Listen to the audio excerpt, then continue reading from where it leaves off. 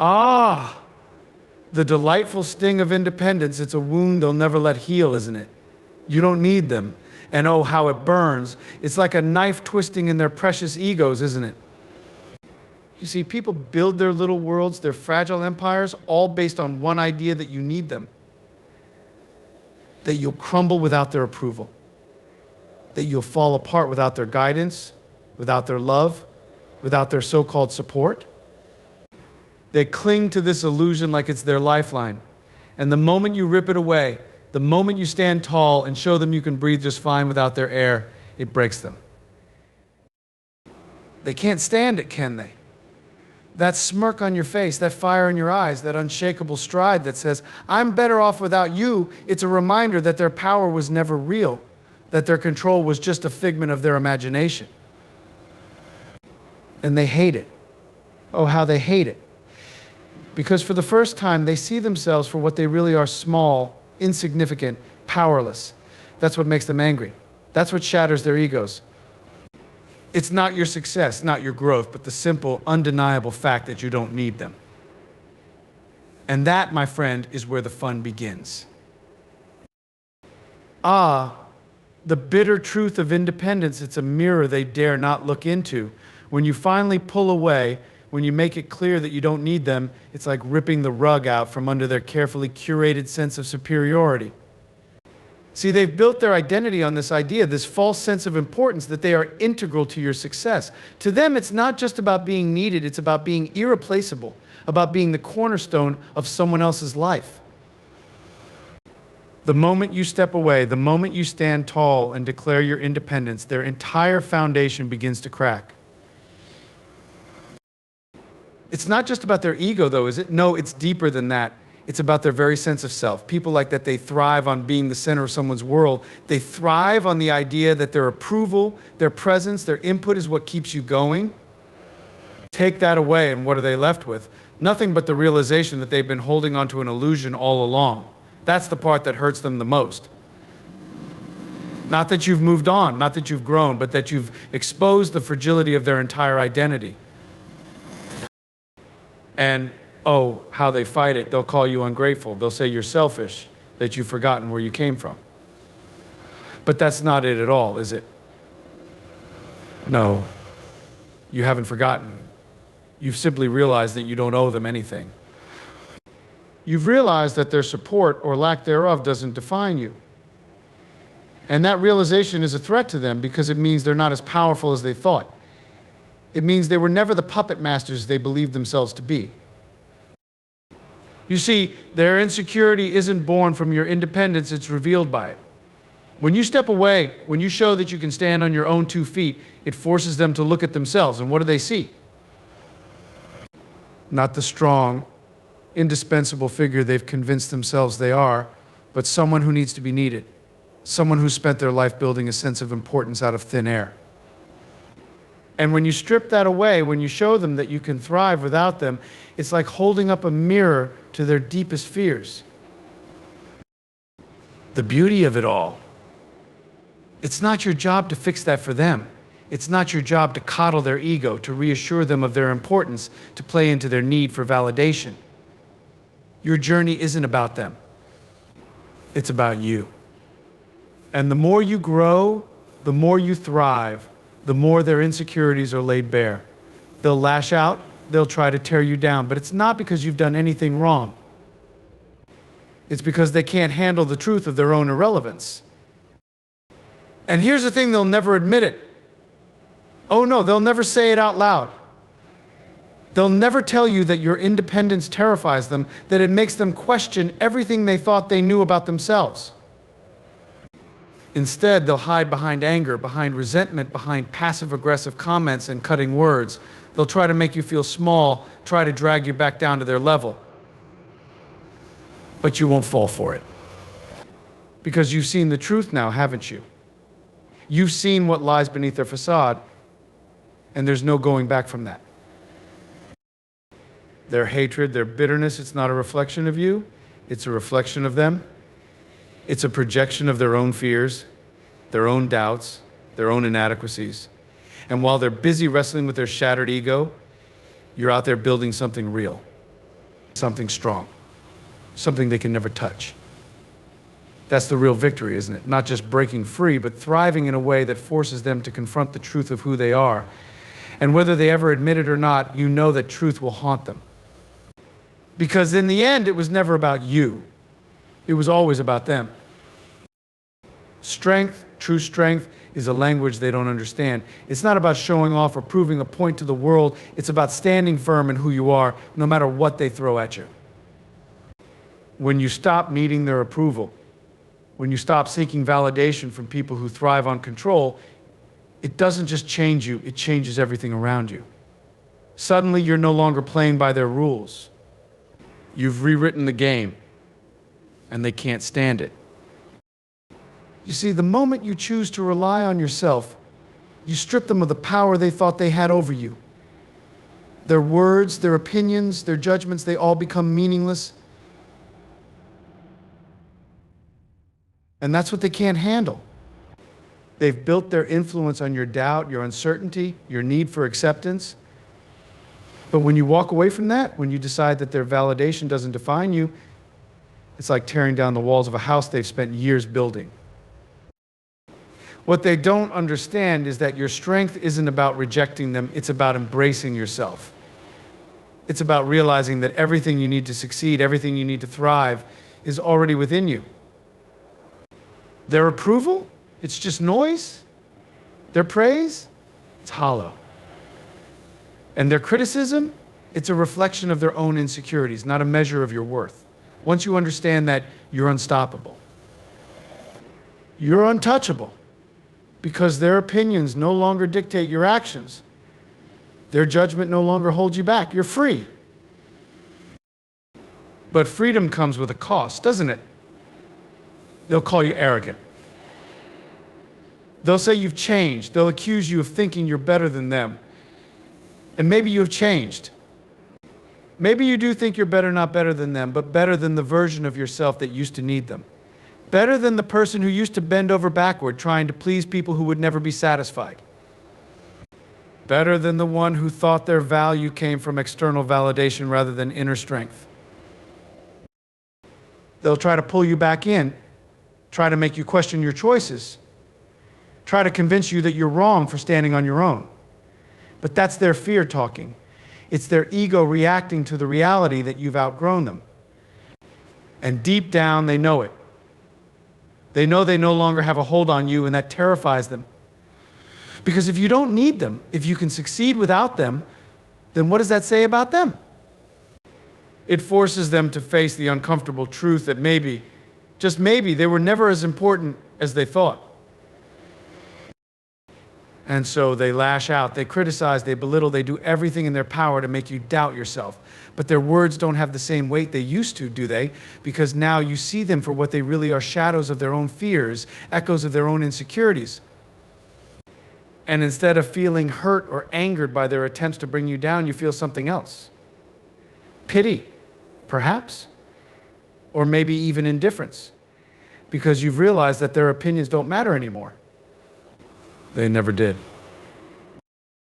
Your strength, your confidence, your self-reliance is not just a threat to their ego, it's a challenge to their entire worldview. They've spent their lives believing that power comes from controlling others, from being needed, from having influence.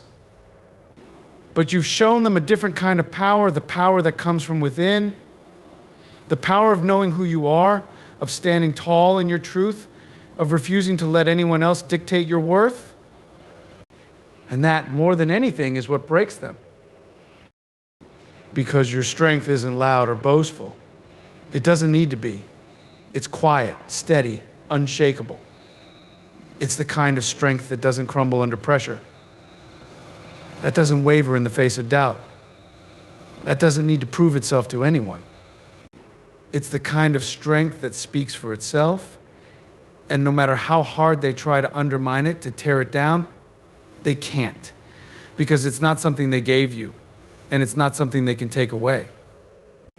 It's yours. It always has been. And that's why they hate it. That's why they hate you. Because your strength doesn't come from them, it comes from you. And that's something they'll never understand. Their hatred is a mask, a disguise for something they don't dare admit, even to themselves. It isn't your independence or your strength they truly despise, it's their own weakness that you force them to confront. You've done nothing but grow, but in your growth, you've become a mirror they cannot bear to look into. Every step you take, every success you achieve, reflects back at them the choices they didn't make, the risks they didn't take, the courage they never found. And so rather than face that uncomfortable truth, they turn their frustration outward. They turn it on you. It's easier for them that way, isn't it? Easier to blame you, to paint you as the villain, to convince themselves that your self-reliance is arrogance or ingratitude. Admitting otherwise would mean acknowledging their own shortcomings, their own fears, their own stagnation. And that's a truth they can't bear to face. So they turn their backs on you, whisper behind your back, and fill the silence with resentment. But that resentment isn't born out of your actions, it's born out of their inaction. When you stopped needing them, you stripped away the illusion they had carefully constructed. You see, as long as you were dependent, as long as you sought their validation, they could tell themselves they were better, stronger, more capable. But when you walked away, when you showed them you could thrive without them, that illusion shattered. And in its place was something far more terrifying, the realization that their worth wasn't tied to someone else's need for them, but to their own ability or inability to stand on their own. They might try to convince themselves otherwise. They might try to rationalize their bitterness, to justify their actions, to tell themselves that you're the problem, not them. But deep down, they know the truth. They know that their hatred is a defense mechanism, a way of protecting themselves from the reality they don't want to face. And that's what makes it so tragic, isn't it? Because their hatred doesn't hurt you. It doesn't slow you down or hold you back. It only poisons them, eating away at them from the inside, leaving them bitter and broken while you continue to rise. And you will rise. Because their hatred has no power over you. It's a reflection of their own pain, not a measure of your worth. It's a cry for help from people who are too proud, too afraid, or too lost to admit that they need to change. And as much as they might resent you for it, they also envy you. They envy your courage, your determination, your ability to walk away from the things that no longer serve you. They envy the strength it takes to forge your own path, to build a life that isn't dependent on anyone else's approval. But envy is a dangerous thing, isn't it? It can inspire people to change, or it can consume them. For those who choose the latter, their envy turns to hatred, their admiration to animosity. And yet, none of it is truly about you. It's about the battles they're fighting within themselves, battles they might never win because they're too busy blaming others for their losses. And that's not your burden to bear. You've already fought your battles. You've already earned your victories. You don't owe them anything, not your sympathy, not your standing, and certainly not your guilt. So let them hate you. Let them throw their stones and cast their shadows. Their hatred is nothing more than a hollow echo of their own struggles, a desperate attempt to project their pain onto someone else. And while they're consumed by it, while they let it fester and grow, you're out there living your life, pursuing your dreams, and proving day by day, moment by moment, that you don't need them. That's what really breaks them, isn't it? Not that you've moved on, but that you've moved beyond them, beyond their reach, beyond their power. And no matter how much they hate you for it, they'll never be able to bring you back down. The beauty of all this lies in one simple truth: they will never understand the power of letting go. They'll cling to their hatred, their bitterness, their fractured egos, hoping that somehow it will bring them peace or control. But you've learned the secret they'll never grasp. You don't need their approval, their validation, or even their presence in your life to thrive. You've built a foundation so strong that their crumbling facades can't shake it, no matter how much they try. What they fail to realize is that their hatred is a prison they've built for themselves. Every snide remark, every envious glare, every attempt to undermine you only chains them further to their insecurities. They believe their anger is power, but it's a weakness, a desperate grasp at relevance in a world that has already moved on without them. They watch you rise, unbothered and unbroken, and it drives them mad because they can't figure out how to tear you down without tearing themselves apart. You've left them behind not out of spite, but out of necessity.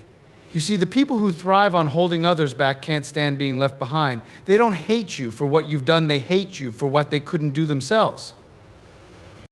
They see in you the courage they lack, the strength they've never cultivated, and the independence they fear. And that fear is what fuels their hatred. It's not about you, it's about them. Always has been, always will be. Their attempts to hurt you, to make you doubt yourself, to drag you back into the shadows where they dwell, those are the acts of people desperate to reclaim a power they never truly had. And yet, their efforts fail every time because your strength doesn't come from them. It comes from within. It's unshakable, untouchable, and that terrifies them more than anything. You've shown them that you can exist without their approval, without their help, without their presence. You've proven that their existence is irrelevant to your success, and that is the ultimate blow to their fragile egos. But this isn't about revenge or proving a point. It's not about making them suffer or watching them squirm under the weight of their own insecurities. It's about freedom. Freedom from their control, from their expectations, from their toxic influence. You've stepped into a space where their words, their opinions, and their judgments no longer have any power over you. And in that space, you found something they'll never have: peace. The kind of peace that comes from knowing who you are, what you're worth, and what you're capable of. They'll continue to hate, of course. That's what people do when they're too afraid to confront themselves. They'll stew in their bitterness, convincing themselves that you're the villain in their story, because it's easier than admitting they've failed to grow. But their hatred doesn't touch you anymore. It's like a storm raging in the distance, loud and chaotic, but ultimately harmless. You've built a shelter so strong that their winds can't reach you, their rain can't drench you, and their thunder can't scare you. And as they spiral deeper into their own insecurities, you'll continue to climb. Your journey doesn't stop because of their resentment. In fact, their hatred becomes irrelevant the moment you realize it's not your burden to carry. Let them dwell in their misery if they choose to. You have better things to do, bigger dreams to chase, and a life to live on your own terms. Their hatred might scream for attention, but your silence speaks louder. Your success, your peace, your unwavering resolve, those are the real victories. In time, some of them might realize the futility of their hatred. They might see that their anger has only held them back while you've moved forward unencumbered. Maybe they'll even find the courage to look within, to face the insecurities they've been projecting onto you. And if they do, that's their journey to take. But it's not your responsibility to wait for them, to guide them, or to save them from themselves. Your path is your own, and it's one you walk with strength, confidence, and purpose. And so, as their actions haunt them, as their hatred consumes them, you remain untouched, unbothered, and unstoppable. Because you've discovered the one thing they'll never understand: your worth has never been tied to their opinions, their validation, or their presence. You've killed the old self that relied on them, and in doing so, you've set yourself free. They can hate all they want, but their hatred will never touch the strength you've built, the life you've created, and the peace you found. That's your ultimate power. And that's their ultimate defeat.